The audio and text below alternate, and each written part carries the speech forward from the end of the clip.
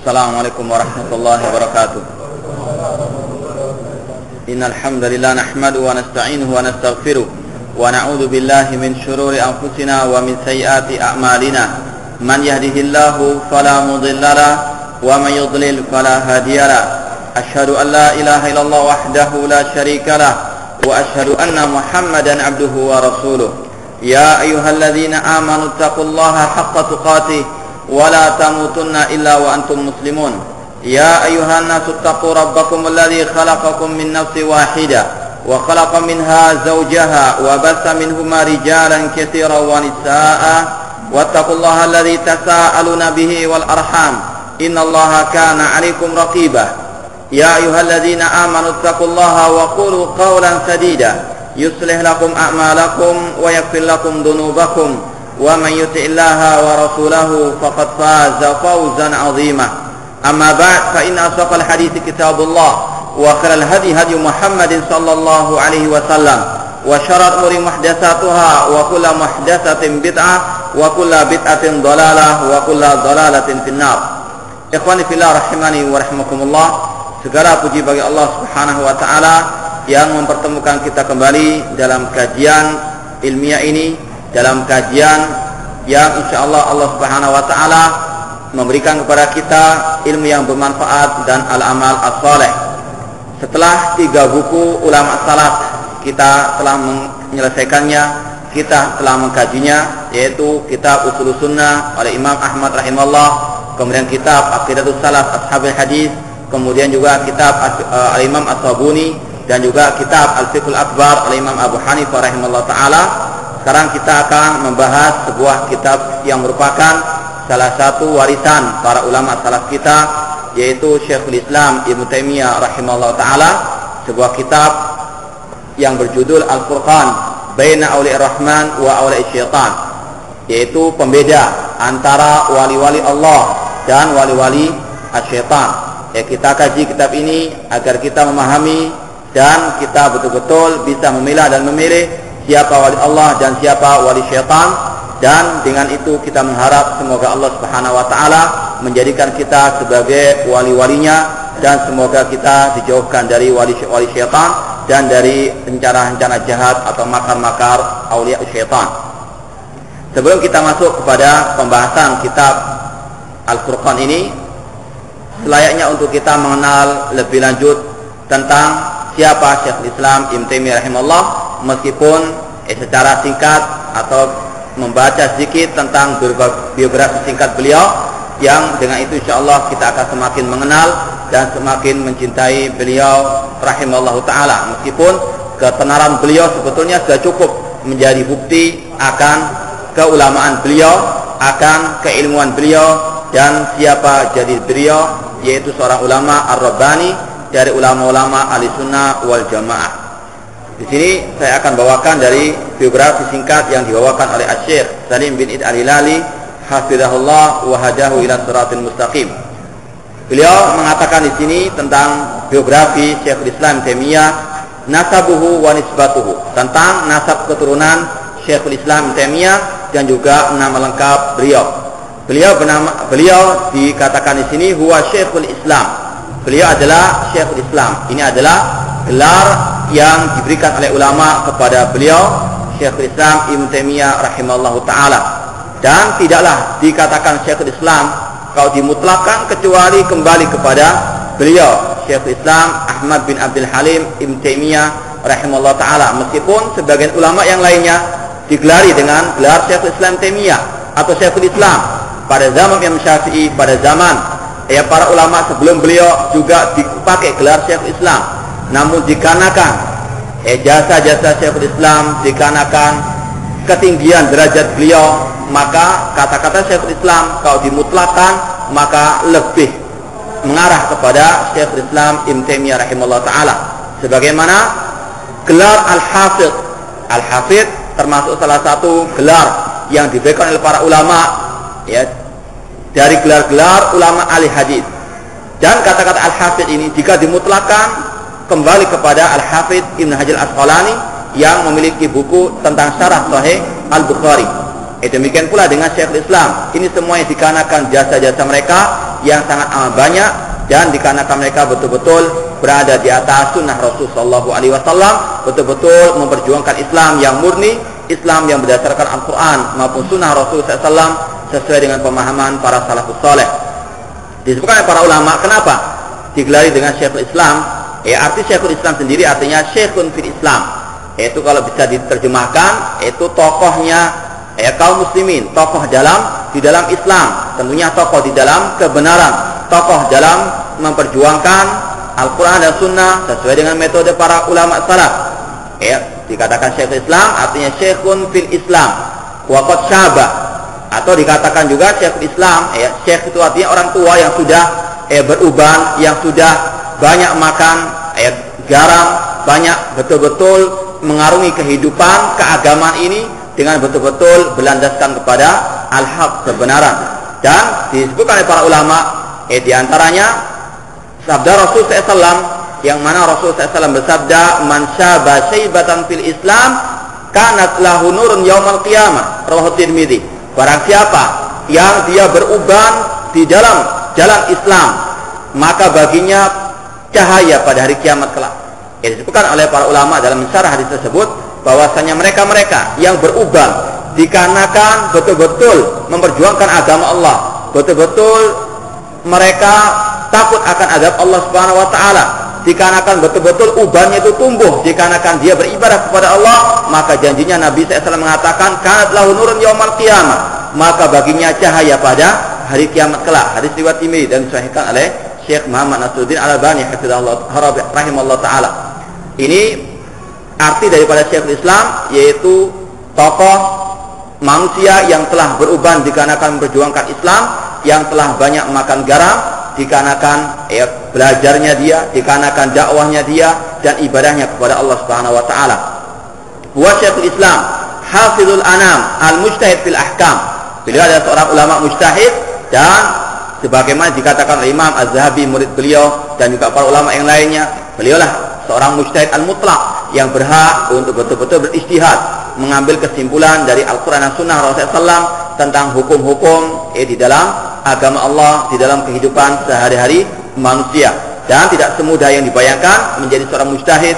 Seorang mujtahid adalah mereka-mereka yang betul-betul mumpuni dalam masalah bahasa Arabnya, yang mumpuni dalam masalah Al-Qurannya, yang mumpuni dalam masalah hadisnya, juga masalah usul fikihnya, dan semua ilmu-ilmu agama dia kuasai, maka dialah yang berhak menjadi seorang al-mujtahid. Ini berlainan dengan mujtahid-mujtahid yang bergentayangan di negeri kita ini, menyusun majlis tarjih seolah mujtahid, padahal sebagian besar mereka terkadang tidak paham tentang bahasa Arab, bagaimana menjadi seorang al-mujtahid. Namun begitulah mudahnya manusia di negeri kita untuk menggelari manusia sebagai seorang alim, sebagai seorang mujtahid, padahal belum sampai ke derajat tersebut. Adapun beliau Syekhul Islam Taimiyah, beliau adalah seorang yang betul-betul layak menjadi seorang mujtahid, yang tidak ada duanya setelah peninggal beliau. Taqiyuddin Abul Abbas, kunyahnya beliau adalah Abul Abbas. Sudah kita sering sampaikan bahwasanya kunyah merupakan sunnah Rasul sallallahu alaihi wasallam. Takannau, kata Rasulullah, berilah kalian diri kalian kunyah, yaitu sebuah nama yang diiringi didahului oleh Abu, kalau untuk laki-laki Abu, Rasulullah Abul Qasim, Abu Bakar. Demikian pula dengan Abu Hafsin Umar bin Khattab dan lain seterusnya. Demikian pula para ulama, mereka selalu memakai kunyah untuk menghidupkan sunnah Rasul sallallahu alaihi wasallam. Kunyah beliau adalah Abul Abbas. Nama beliau, nama Syekhul Islam di sini adalah Ahmad ibn Abdul Halim ibn Abdul Salam ibn Abdullah ibn Abdul Qasim ibn Khidir ibn Muhammad ibn Taimiyah Al-Harrani Al-Hambali.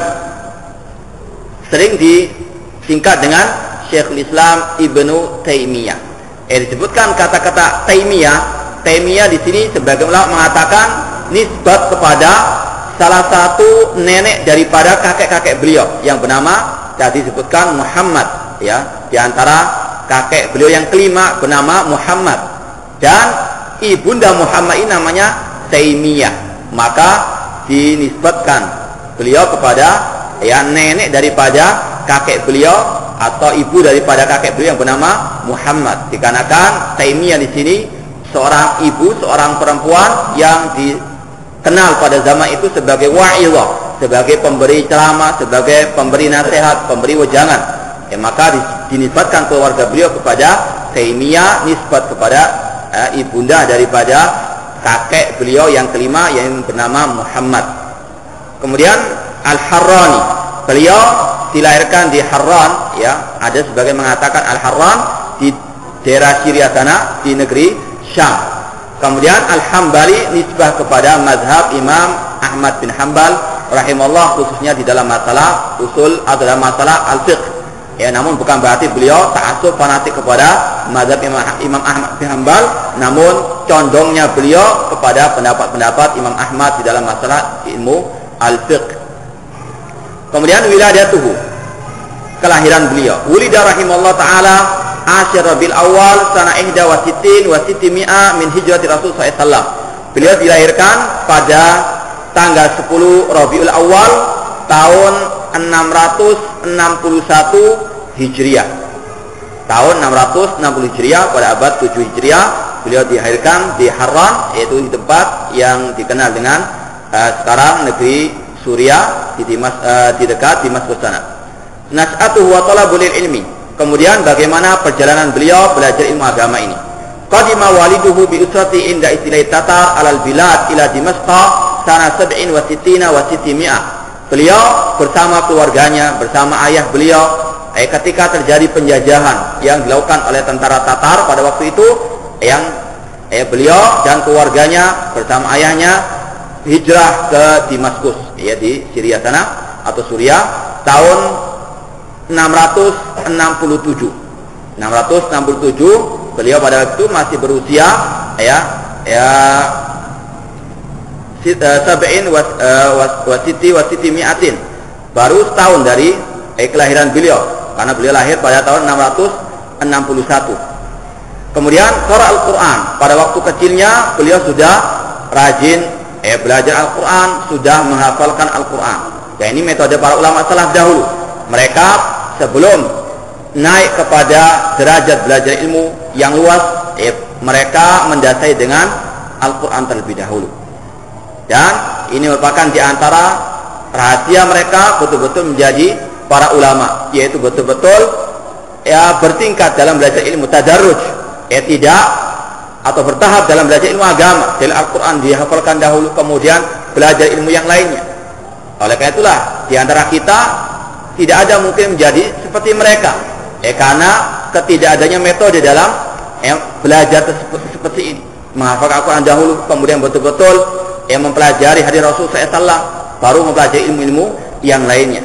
Wa akhadhal fiqh wal usul an walidihi, dan beliau mengambil ilmu fikih ataupun usul fikih dari ayah beliau yang merupakan salah seorang ulama pada waktu itu, yaitu Abdul Halim bin Abdul Salam Ibn Taimiyah rahimahullahu ta'ala.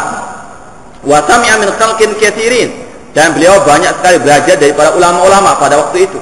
Beliau juga belajar di banyak negeri. Beliau juga melakukan perjalanan ke Mesir dan seterusnya. Sampai-sampai dikatakan oleh salah seorang murid beliau, Imam Muhammad bin Abdul Hadi, bahwasanya beliau belajar lebih dari 200 ulama pada zaman itu. Ini diantara juga rahasia mereka betul-betul berhasil sukses menjadi seorang ulama, tidak satu guru ahli sunnah yang mereka belajar darinya, namun betul-betul tekun dan rajin bersungguh-sungguh belajar dari para ulama-ulama tersebut. Seperti yang sudah kita jelaskan juga, Imam Bukhari lebih dari itu.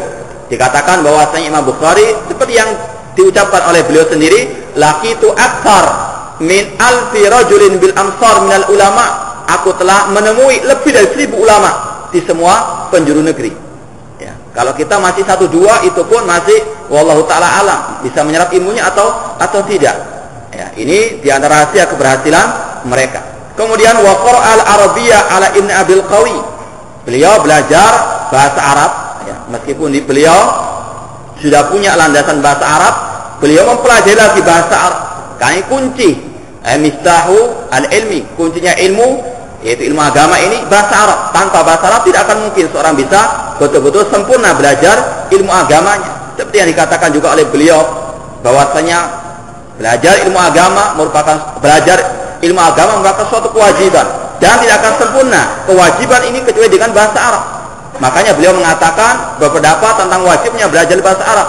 Ma la yatimul wajib illa bi fa huwa wajib. Sebagaimana dikatakan oleh ulama usul fikih, sesuatu yang wajib yang tidak sempurna dengan sesuatu itu, maka sesuatu itu adalah wajib karena mendukung kewajiban tersebut. Ya, karena memang belajar ilmu agama merupakan sesuatu yang wajib, maka ya tidak akan mungkin bisa sampai kepada hal tersebut kecuali dengan bahasa Arab. Makanya sebagian ulama mengatakan belajar bahasa Arab merupakan sesuatu yang diwajibkan. Ini kalau bagi para kaum muslimin secara keseluruhan, apalagi bagi para dai. Maka aib misalnya seorang dai tidak bisa bahasa Arab, tidak bisa baca kitab, ya. Kemudian ceramah di mana-mana, mensyarah Sahih Bukhari tanpa bahasa Arab, bagaimana dia bisa mensyarah bahasa Arab? Seperti golongan LDI misalnya. Berapa banyak di antara dai-dai mereka mengajarkan kutubus sittah, Sahih Bukhari, Sahih Muslim, Sunan Abu Dawud, Tirmidzi, namun tidak bisa bahasa, pakai terjemahan. Sehingga apa? Mensyarahnya, menjelaskan sesuai dengan akalnya, sesuai dengan otaknya, sehingga sesat dan menyesatkan. Kalau para ulama dahulu, meskipun terkadang mereka dari orang Arab, masih belajar bahasa Arab, apalagi yang bukan dari orang Arab. Ya. Maka inilah ya para ulama dahulu seperti ini. Cuma jangankan ulama yang sudah memiliki background, memiliki landasan bahasa Arab, yang mereka memang terlahir dari kalangan orang Arab. Ya, kalau kita lihat Imam Al-Bukhari rahimahullah taala dari Bukhara, dari negeri Rusia, dekat Rusia sana. Demikian juga Al-Albani, dari Albania, dari Eropa sana. Namun mereka menjadi ulama, di antaranya betul-betul pertama kali mereka menguasai bahasa Arab, dan betul-betul mereka mempelajari ilmu agama ini dengan sebenarnya. Summa aqada kitab Sibawai. Kemudian beliau Syekhul Islam Taimiyah memperkuat masalah bahasanya dengan betul-betul mempelajari kitab Sibawai yang merupakan imamnya ahli nahwu. Fata'ammala wa fahima wa sadraka alaihi. Betul-betul menguasainya. Wa unya bil hadis. Kemudian setelah itu beliau memperhatikan betul-betul tekun dalam belajar al hadis. Wa sami'al kutub as-sittah. Beliau pun belajar dari para ulama-ulama tersebut kitab kutub as-sittah. Belajar dari ulama yang tahu bahasa Arab, bukan belajar dari seorang dai nggak bisa bahasa Arab lalu mengajarkan kutub as-sittah, maka sangat menyesatkan. Adapun Syekhul Islam Taimiyah belajar kutub as-sittah dari para ulama.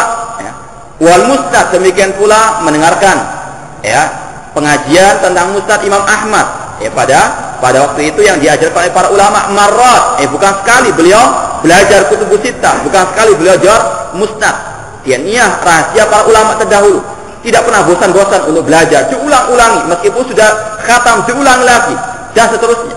Seperti yang juga kita sampaikan dari ucapan Imam Al-Bukhari rahimahullah taala ketika beliau ditanya tentang rahasia mengapa beliau betul-betul menjadi seorang imam ahli sunnah, imam dalam masalah hadis. Dikatakan bikasatin nazar, dengan banyak membaca, dengan banyak murajaah, dengan banyak mengulang-ulang pelajaran. Syekhul Islam Taimiyah rahimahullah belajar kutubus sittah tidak sekali dua kali, namun marrat, berkali-kali. Wa aqbala ala tafsir Al-Qur'anil Karim, dan beliau pun belajar tafsir Al-Qur'anil Karim. Fa baraza fihi, dan beliau pun menjadi orang-orang yang tenar di dalam masalah tafsir Al-Qur'an. Wa ahkama usul al-fiqh, demikian pula beliau merupakan pakar dalam masalah usul fikih. Wal faraid, dalam ilmu waris, wal hisab, dan juga ilmu perhitungan. Demikian pula masalah ilmu perbintangan. Syekhul Islam meskipun beliau ahli dalam masalah ilmu perbintangan, namun beliau orang yang paling menentang untuk ditentukannya hari raya lewat ilmu bintang tersebut, lewat al-hisab. Karena beliau mengatakan itu tidak termasuk dan sangat menentang sunnah Rasulullah SAW yang berkaitan dengan masalah sumu li ru'yatihi wa aftiru li ru'yatihi. Kata Rasulullah, puasalah kalian kalau melihat hilal, dan berbukalah, beridul fitrilah kalau kalian sudah melihat hilal.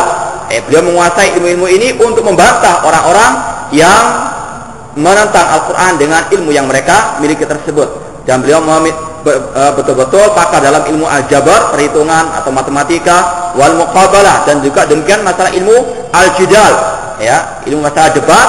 Beliau adalah seorang ahli dalam perdebatan, karena memang beliau memang betul-betul layak sebagai ahli dalam hal ini, dan itu beliau buktikan dalam banyak majlis-majlis beliau untuk membantah ahli bidah dari kalangan Jahmiyah, kalangan Syiah ataupun kalangan Sufiyah. Wa dzalika minal ulum, dan masih banyak lagi ilmu yang beliau kuasai. Bahkan dikatakan kalau Syekhul Islam misalnya mengajarkan tafsir, seolah-olah manusia mengira beliau hanya tahu tentang tafsir saja, karena sangat pakarnya beliau dalam masalah tafsir. Kalau beliau menjelaskan tentang masalah akidah, seolah-olah beliau tidak mengetahui kecuali akidah saja, karena betul-betul beliau menguasai semua ilmu demi ilmu tersebut. Wa nadhara fil kalam wal falsafah, Demikian pula beliau belajar ilmu kalam, ilmu falsafat, tujuannya untuk membantah ya filosof, untuk membantah ahli kalam, untuk membantah orang-orang yang belajar filsafat tersebut. Karena memang secara asal diharamkan untuk kita belajar ilmu filsafat. Namun ini dibolehkan bagi mereka-mereka yang sudah menjadi alim, menjadi seorang ulama, dan tujuannya untuk membantah mereka.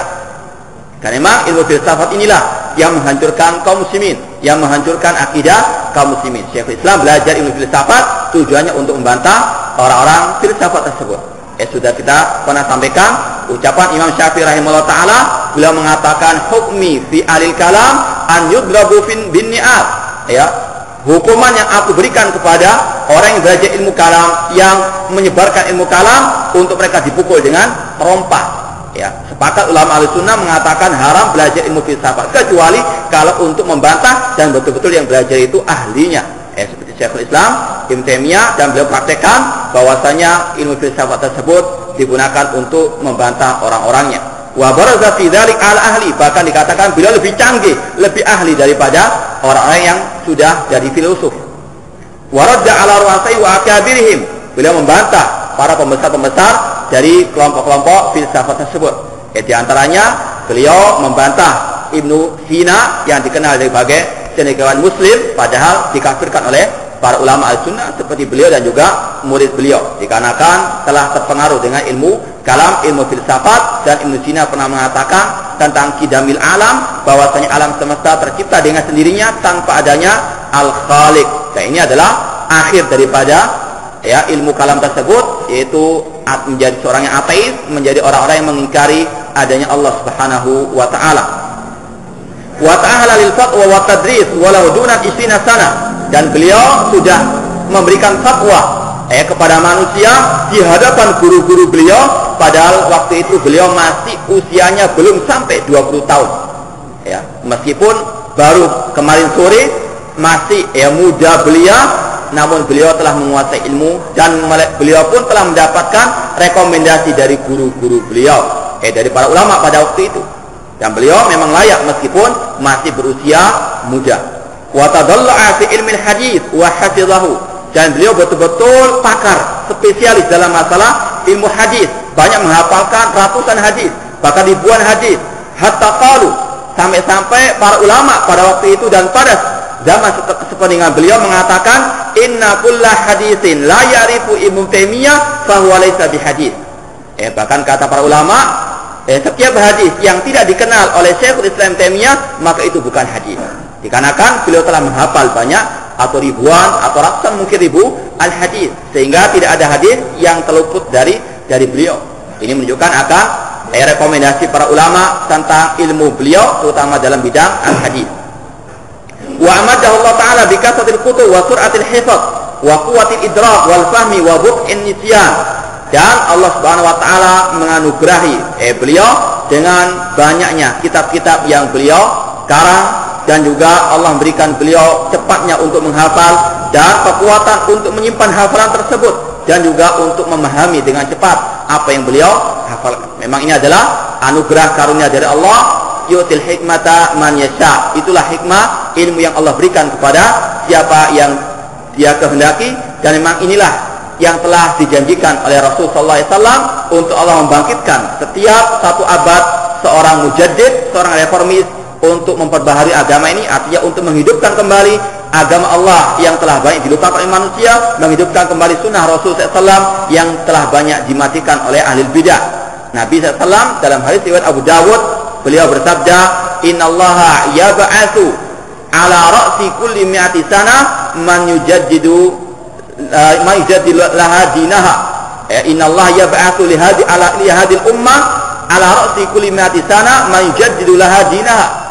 Bahwasanya Allah akan membangkitkan, akan mengutus pada setiap abad untuk umat ini, untuk kaum muslimin, setiap orang-orang yang akan memperbaharui agama Allah Subhanahu wa taala. Memperbaharui di sini maksudnya menghidupkan kembali sunnah Rasulullah SAW, menghidupkan kembali metode salafus saleh yang telah banyak dilupakan oleh manusia. Dan diantaranya kata para ulama, Syekhul Islam Taimiyah merupakan mujaddid pada abad ke-8 Al-Hijriyah.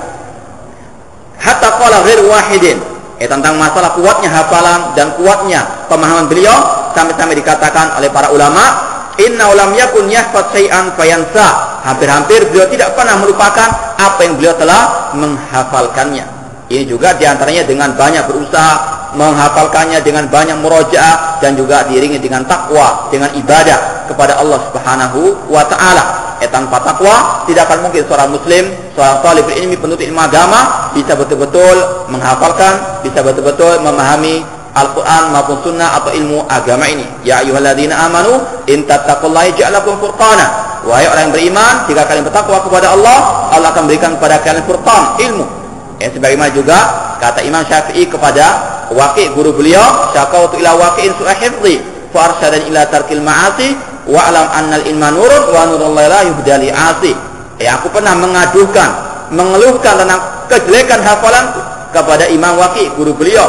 Kemudian Imam Waqi' mengajarkan untuk beliau meninggalkan segala bentuk maksiat dan mengatakan, ketahuilah bahwa ilmu adalah cahaya Allah, dan cahaya Allah tidak akan mungkin diberikan kepada pelaku kemaksiatan. Syekhul Islam diberikan kekuatan hafalan, kekuatan pemahaman. Bukan hanya sekedar beliau menghafalkan begitu saja, namun juga beliau dikenal dengan orang-orang yang ahli ibadah, yang bertakwa kepada Allah Subhanahu wa ta'ala. Kemudian masyahiru suyukhihi, di antara manusia-manusia yang berjasa kepada beliau, yang mengajarkan kepada beliau, di antara guru-guru beliau sangat banyak, seperti yang sudah kita sampaikan. Kata murid beliau Muhammad bin Abdul Hadi, bahwasanya beliau memiliki lebih daripada 200 guru. Di antaranya yang tenar yaitu ayah beliau sendiri, waliduhu Abdul Halim Ibnu Taimiyah rahimahullah ta'ala. Kemudian juga Syekh Zainuddin Ibnu Manja wa Al-Majdu Ibnu Asakir, dan juga Ibnu Abil Yusri, dan juga Abdurrahman Al-Maqdisi, dan masih banyak lagi ulama-ulama yang tenar pada waktu beliau. Kemudian di antara murid-murid beliau, dan ini merupakan salah satu bukti akan keulamaan beliau, akan kedudukan beliau yang sangat tinggi di dalam masalah dakwah, dalam masalah ilmu, dan masalah manhaj beliau. Di antara murid beliau yang sangat terkenal, yang pertama Muhammad bin Abu Bakar, yang dikenal dengan Al-Imam Ibnu Qayyim Al-Jauziyah rahimallahu ta'ala, yang dikenal dengan dokternya hati, yang banyak menulis tentang masalah tazkiyatun nufus. Tentang ilmu Ibnu Qayyim tidak diragukan lagi oleh siapapun juga, yang ahli sunnah maupun yang ahli bidah. Ahli bidah saja mengakui, apalagi ahli sunnah tentang keilmuan murid beliau Ibnu Qayyim Al-Jauziyah. Dan inilah para ulama, mereka betul-betul menelurkan, betul-betul melahirkan generasi-generasi yang betul-betul mumpuni dalam masalah ilmu agama Allah Subhanahu wa ta'ala. Inilah ulama, mereka betul-betul mentarbiyah muridnya di atas ilmu, bukan hanya sekedar di atas al-hamasah, bukan hanya sekedar bermodalkan semangat, memberikan semangat, tidak, namun juga memberikan ilmu, dan betul-betul mereka melahirkan generasi para ulama juga. Kemudian yang kedua Muhammad bin Ahmad Ibn Abdul Hadi, yang sudah kita sampaikan tadi. Yang ketiga Muhammad bin Ahmad bin Utsman Az-Zahabi, yang dikenal dengan Imam Az-Zahabi, yang punya kitab Syiar Alamin Nubala tentang masalah sejarah, masalah tarikh para ulama atau biografi para ulama. Kemudian juga yang keempat Ismail Ibnu Umar Ibnu Katsir, yang dikenal dengan Al-Imam Ibnu Katsir rahimahullah ta'ala, yang kitabnya beliau, kitab tafsir beliau sangat dipegangi oleh para kaum muslimin, baik al-bid'ahnya maupun ahli sunnahnya, meskipun ahli bid'ah tidak banyak mengambil manfaat dari buku tersebut. Kemudian juga Imam Ibnu Rajab Al-Hambali, kemudian juga di antara beliau Ibnu Mufli Al-Hambali. Semuanya adalah ulama-ulama tenar yang membuktikan bagaimana keilmuan sang guru tersebut, yaitu Syekhul Islam Ibnu Taimiyah rahimahullah, dan sekaligus tentang akidah beliau. Kalau kita mau melihat akidah Ibnu Taimiyah, lihat akidahnya Imam Ibnu Katsir, akidah Ibnu Jauzi, dan juga yang lainnya. Bahkan dikatakan ketika dituduh Ibnu Katsir rahimahullah sebagai orang-orang Asy'ariyah, seorang ulama mengatakan bahwasanya bagaimana mungkin Ibnu Katsir dikatakan kelompok Asy'ariyah atau ikut penganut Asy'ariyah, sedangkan gurunya adalah Syekhul Islam Taimiyah, yang betul-betul menjauhkan murid-murid beliau dan kaum muslimin dari akidah Al-Asy'ariyah tersebut. Inilah murid-murid Syekhul Islam Taimiyah rahimahullah, yang merupakan pakar-pakar dalam agama Allah Subhanahu wa ta'ala. Kemudian sana ulama alaih, kemudian pujian para ulama kepada beliau Syekhul Islam Ibnu Taimiyah rahimahullah, karena memang tidaklah seorang itu mengetahui dia seorang ulama kecuali orang itu adalah ulama juga. Karena kalau orang jahil, ya, kalau melihat sedikit orang berilmu, wah dikatakan orang alim. Namun sebetulnya terkadang masih belum sampai tingkatan ulama. Namun yang bisa mengatakan ini seorang alim adalah orang alim yang lainnya, karena tahu kedalaman ilmu orang tersebut. Aktsaru a'immatul Islam minas sana 'ala hadzal imam. Telah banyak ulama-ulama Islam yang memberikan pujian kepada Syekhul Islam Taimiyah, meskipun banyak juga yang membenci Syekhul Islam Taimiyah, bahkan mengkafirkan Syekhul Islam Taimiyah rahimahullah sampai saat sekarang ini. Kalau kita lihat buku-bukunya orang-orang Syiah, buku-bukunya orang-orang Sufi, banyak mereka yang menuduh beliau dengan tuduhan dusta, mengatakan beliau juga sampai kepada derajat kafir. Bahkan tidaklah beliau dipenjara kecuali dengan hasutan orang-orang al-bidah tersebut. Di antara pujian tersebut yang dikatakan oleh Abdul Hajjaj Al-Mizzi, salah seorang ulama hadis, beliau mengatakan ma ra'aitu mislahu. Aku belum pernah melihat seorang alim seperti beliau. Wala ara huwa misla nafsihi. Dan aku berpendapat tidaklah beliau sendiri melihat orang yang seperti beliau. Artinya memang betul-betul seorang yang sangat jarang ada di muka bumi ini. Wa ma ra'aitu ahadan a'lam bi kitabillah wa sunnati rasulih wal atba' lahum minhu. Dan aku kata Al-Mizzi, Imam Al-Mizzi, tidaklah aku melihat seorang pun yang lebih paham pada zaman itu tentang Al-Quran dan Sunnah Rasulullah SAW, dan tidaklah aku melihat seorang pun yang lebih betul-betul bersemangat mengikuti Al-Quran dan Sunnah Rasulullah SAW. Dan inilah yang disebut dengan ulama Rabbani. Al-alimur Rabbani tidak hanya sekadar paham, namun betul-betul mengikuti Al-Quran dan Sunnah Rasulullah SAW dalam akidahnya, dalam ibadahnya, dalam akhlaknya, dalam jihadnya, dalam dakwahnya, dan dalam segala kehidupannya. Demikian pula Imam Ibnu Daqiq Al-Aid rahimahullah ta'ala beliau mengatakan, lamma istama'tu bi Ibnu Taimiyah ra'aitu rajulan kullal ulumi baina ainaihi. Kata Imam Ibnu Daqiq Al-Aid rahimahullah ta'ala, ketika aku bermajlis, ketika aku duduk berkumpul bersama Syekh Islam Ibnu Taimiyah rahimahullah, aku melihat dia adalah seseorang yang di antara kedua matanya itu semua ilmu ada di hadapannya. Kata beliau, ketika aku berkumpul, bermajlis, duduk bersama beliau, aku melihat beliau adalah seseorang yang semua ilmu ada di antara kedua matanya. Ya'khudhu ma yurid, beliau mengambil apa yang beliau inginkan. Artinya kalau ditanya masalah fikih, tanya masalah usul fikih, tak langsung dijawab dengan cepat. Seolah-olah ilmunya itu sudah ada di hadapan matanya. Wa yada ma la yurid, dan beliau meninggalkan apa yang beliau tidak kehendaki untuk mengambilnya. Artinya semua ilmu beliau menguasainya. Wa qultu lahu ma kuntu adhunnu annallaha baqiya yakhluqu mislaka. Sampai aku mengatakan kepada beliau, hampir-hampir Allah tidak akan mungkin menciptakan orang semisal anta wahai Syekhul Islam Ibnu Taimiyah rahimahullah. Dan itulah yang terjadi sejak beliau meninggal dunia sampai saat sekarang belum ada yang bisa menggantikan beliau dalam keimaman beliau dalam masalah semua bidang ilmu agama Allah Subhanahu wa taala. Wa qala Ibnu Wardi, bahastu baina yaday yawman fa asabtul ma'na fakannani wa qabbala baina ainayya al-yumna. Seorang ulama bernama Ibnu Wardi, ketika beliau membahas suatu permasalahan di hadapan beliau Syekh Islam Taimiyah, kemudian beliau mendapatkan jawabannya, maka Syekh Islam pun memuji beliau sebagai bentuk ketawaduan Syekh Islam Ibnu Taimiyah rahimahullah dan kebanggaan beliau kepada manusia-manusia yang betul-betul belajar ilmu agama. Kemudian dikatakan inna Ibnu Taimiyah fi kullil ulumi auhadu. Sesungguhnya Imam Ibnu Taimiyah rahimahullah dalam setiap ilmu merupakan pakarnya. Ahyaita dina Ahmada wa syara'ahu ya Ahmad ya Ahmadu. Engkau wahai Syekhul Islam Ibnu Taimiyah merupakan orang yang betul-betul menghidupkan agama Nabi Muhammad SAW dan syariat Nabi Muhammad SAW. Kemudian disebutkan di sini tentang karangan-karangan beliau yang sangat banyak, sampai dikatakan bahwasanya kata murid beliau sendiri Imam Az-Zahabi, hampir-hampir karangan beliau sampai 500 jilid. Kalau kita lihat saja punya Majmu' Fatawa yang berjumlah 30 jilid. Kemudian juga Minhajus Sunnah, adanya Darut Ta'aruf ala Qul wan Naql, kutub-kutub atau kitab-kitab beliau sangat amat banyak dan semuanya lebih condong kepada pembahasan masalah al-aqidah, baik akidah yang bersifat mujmal, global, seperti kitab beliau Syekh Al-Aqidah Al-Wasithiyah yang sangat penting untuk dikaji oleh seorang penuntut ilmu agama, seorang muslim, untuk mengenal secara global akidah Ahlussunnah wal Jamaah. Demikian pula ada akidah-akidah yang beliau karang yang tujuannya untuk membantah ahli bidah, Di antaranya Minhajus Sunnah An-Nabawiyah, yang merupakan kitab yang tidak ada tuanya tentang masalah bantahan terhadap Asyi'ar Rafidhah. Kemudian juga beliau punya kitab yang berjudul Dar'u Ta'arudil Aqli wan Naql, untuk membantah orang-orang Mu'tazilah yang suka mengandalkan, mengkultuskan, mendewakan akalnya. Demikian pula beliau punya kitab As-Sarimul Maslul ala Syatimir Rasul, kitab yang ditujukan kepada mereka-mereka yang memperolok agama Allah, yang memperolok sunnah Rasul sallallahu alaihi wasallam. Demikian pula beliau memiliki kitab Al-Jawabul As-Sahih liman baddala dinal Masih, yang ditujukan untuk orang-orang Nasara, membantah orang-orang Nasara. Demikian pula beliau memiliki kitab Bayan Talbisil Jahmiyah, untuk membantah kelompok Al-Jahmiyah. Dan masih banyak lagi yang lainnya. Kemudian disebutkan tentang wafatnya beliau.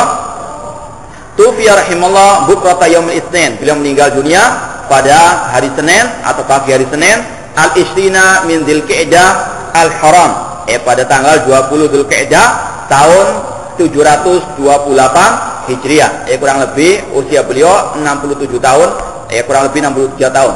Sajinan madluman fi qal'ati Dimashq, beliau meninggal dunia dalam keadaan di penjara, dalam keadaan terzalimi. Sudah kita sampaikan tadi, beliau beberapa kali di penjara, dikarenakan hasutan, iri dan dengki yang dimiliki oleh al-bidah. Ketika mereka berdebat dengan beliau tidak bisa menang, dan beliau selalu mengalahkan hujah-hujah mereka, maka al-bidah pada waktu itu menghasut pemerintahan pada waktu itu, pemimpin pada waktu itu, untuk menjarah beliau. Sampai berapa kali, 4 kali lebih beliau dipenjara. Dan yang terakhir, beliau dipenjara karena hasutan orang-orang sufi yang menuduh beliau tidak membolehkan ziarah ke kubur Nabi sallallahu alaihi wasallam. Ini adalah tuduhan dusta al-bidah kepada Ahlussunnah wal Jamaah, kepada khususnya Syekhul Islam Ibnu Taimiyah rahimallahu taala. Pada akhirnya beliau dipenjara dikarenakan tuduhan beliau kata mereka mengharamkan untuk berziarah ke kubur Nabi SAW. Padahal yang beliau larang itu syaddur rehal, wisata religius, safar ke kuburan Nabi SAW untuk ziarah ke kubur Nabi SAW. Adapun secara umum ziarah ke kuburan Nabi SAW dibolehkan, namun yang dilarang oleh beliau adalah syaddur rehal, yaitu jauh-jauh misalnya orang jemaah haji di Indonesia mau ke Madinah tujuan pertama kali untuk ziarah kubur Nabi, ini diharamkan. Adapun kalau sudah sampai di sana pertama kali harus orang itu berniat untuk niat berziarah ke Masjid An-Nabi, yaitu Masjid An-Nabawi, yang mana Nabi SAW mengatakan la tusyaddur rihal illa ila salasati masajid, tidak boleh orang itu wisata religius kecuali kepada 3 tempat: Al-Masjid Haram di Mekah, wal Masjid Nabawi di Al-Madinah, dan Al-Masjid Aqsa. Ini yang dibolehkan orang itu jauh-jauh safar, berpergian jauh dengan tujuan berziarah ke 3 tempat masjid tersebut. Adapun ke selain 3 masjid tersebut, di tempat-tempat meskipun itu kuburan Nabi atau kuburan wali, maka diharamkan oleh Nabi sallallahu alaihi wasallam. Itu yang diharamkan oleh Syekhul Islam Taimiyah sesuai dengan dasar hadis tadi. Namun al-bidah mereka menyalahgunakan ucapan Syekhul Taimiyah dan mereka menyimpangkan dari makna yang sebenarnya. Mereka mengatakan bahwanya Syekhul Islam mengharamkan ziarah ke kubur Nabi sallallahu, maka beliau pun dipenjara sampai beliau meninggal dunia di penjara di Damaskus sana. Dan banyak lagi tuduhan dusta yang dilontarkan al-bidah kepada beliau, seperti yang sudah kita sampaikan kemarin, yaitu beliau dituduh sebagai orang yang musyabbihah, yang menyerupakan Allah dengan makhluknya. Katanya bahwanya Ibnu Battuta pernah menyaksikan beliau turun dari mimbar Jumat di Masjid Jami' di Damaskus, saya mengatakan turunnya aku dari mimbar seperti turunnya Allah dari ke langit bumi, seperti turunnya aku dari mimbar. Padahal ini adalah tuduhan yang dusta. Dan ini adalah kebiasaan al-bidah ketika mereka tidak bisa untuk menghadapi hujahnya Ahlussunnah, yang ada adalah tuduhan-tuduhan dusta.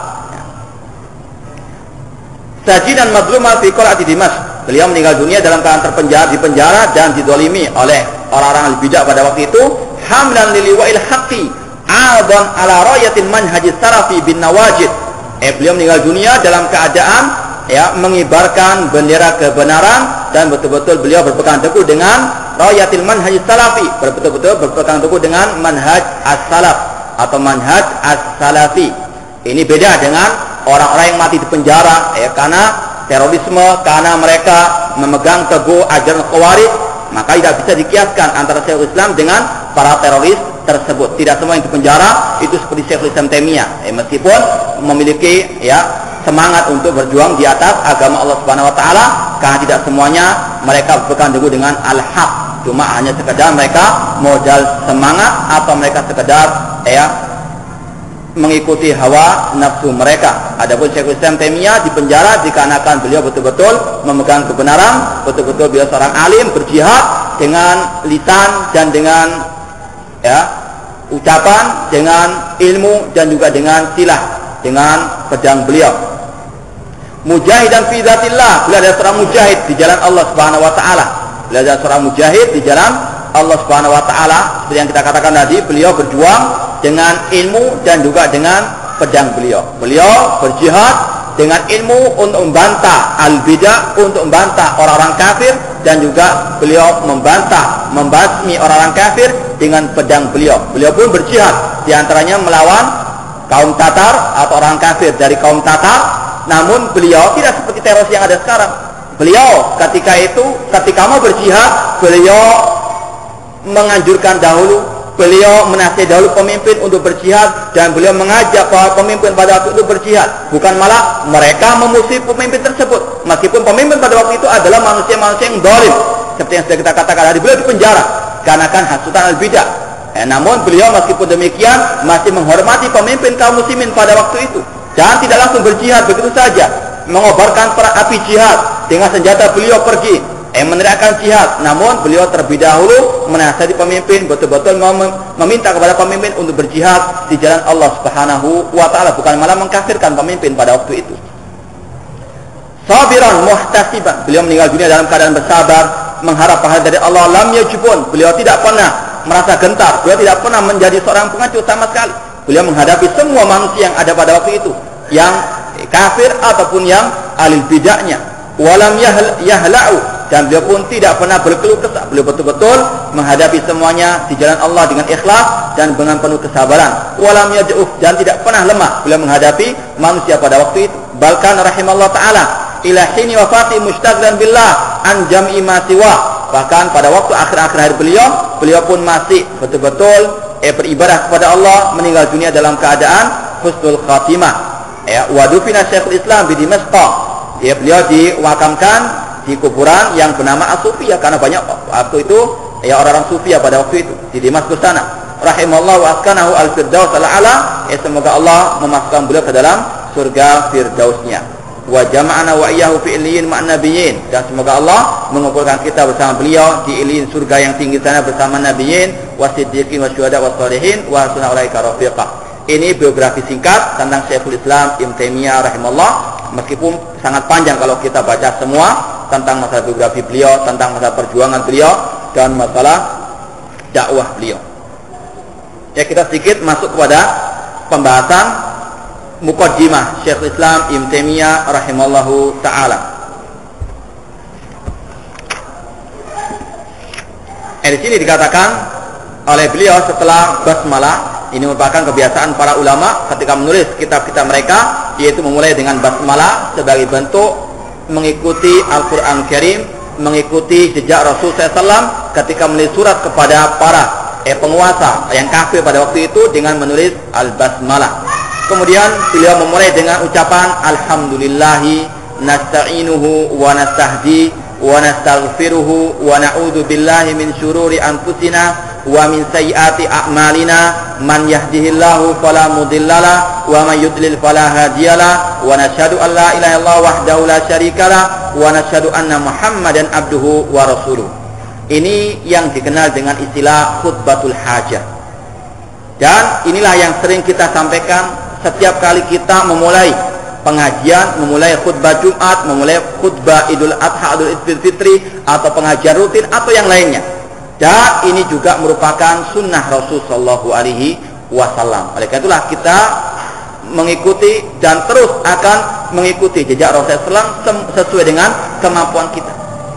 Yang kita sampaikan ini alhamdulillah ketika awal pengajian, ini bukan karangan kita, ini bukan karangan para ulama, namun inilah yang telah dipakai dan telah dijalankan oleh Rasul dan para ulama. Di antaranya Syekhul Islam Taimiyah dalam kitab beliau ini, meskipun tidak sama persis betul dengan apa lafadznya dalam hadis Rasulullah SAW, Namun inilah kurang lebih khutbatul hajah yang disampaikan oleh Rasulullah SAW pada setiap khutbah beliau. Bahkan dikatakan oleh Abdullah bin Mas'ud radhiyallahu anhu dalam kitab Sunan Abi Dawud, Abdullah bin Mas'ud mengatakan, "Kana Rasulullah SAW allamana khutbatul hajah fin nikah wa ghairihi."